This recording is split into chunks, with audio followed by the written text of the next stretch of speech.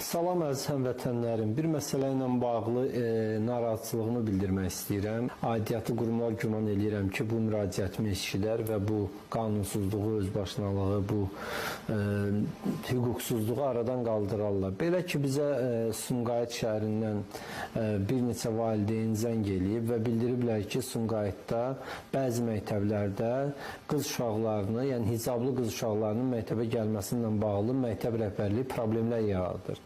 Yəni hətta baxın, Türkiyənin 90-cı illərdə, 80-ci illərdə yaşadığı problemləri bizə kimlərsə transformasiya eləmək istəyirlər.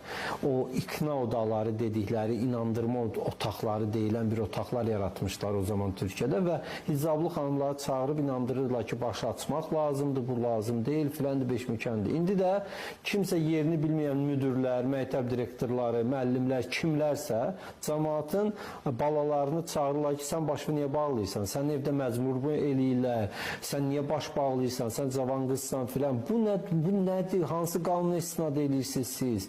Nə yeyirsiniz, nə içirsiniz, harada yaşayırsınız? Azərbaycan Respublikası müsəlman ölkəsidir. Əhalinin 90%-dən artıq müsəlmandır və burada istənilən bir müsəlman xanım öz başını bağlayıb işə də gedə bilər, məktəbə də gedə bilər, universitetə də gedə bilər və bu hüquq konstitusiya ilə müəyyən olunur, konstitusiya ilə qorunur. Hansısa başıboş məktəb direktorunun, hansısa başıboş təhsil işçisinin, hansısa nazirlikdə başıboş bir məmurun qeyri-rəsmi göstərişindən belə bir şeylərin edilməsi yol verilməzdir. Yəni kimlərsə, mən belə başa düşürəm ki, kimlərsə bilərəkdən əhali arasında nifaq yaratmaq istəyir, qarşıdurma yaratmaq istəyirlər.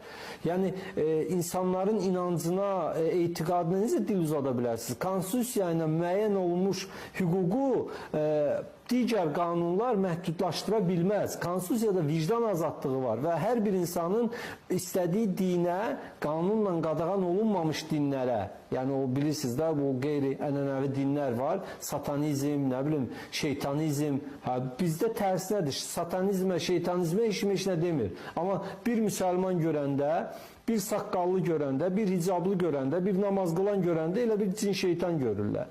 Yəni, bununla bağlı mən aidiyyatı qurumlara, buradan Təhsil Nazirliyinə, Azərbaycan Respublikası Prokurorluğuna, Dövlət Təhlükəsizlik Xidmətinə səslənirəm. Kimlərsə Azərbaycanda süni şəkildə qarşıdurma yaratmaq istəyirlər.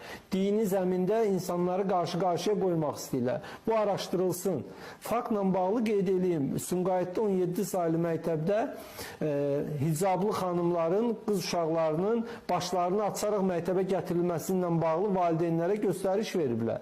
Və nə ilə əsaslandırırsınız? Bu sizə hardan gəlib deyəndə deyirlər ki, qeyri-rəsmi tapşırıqdır. Yəni,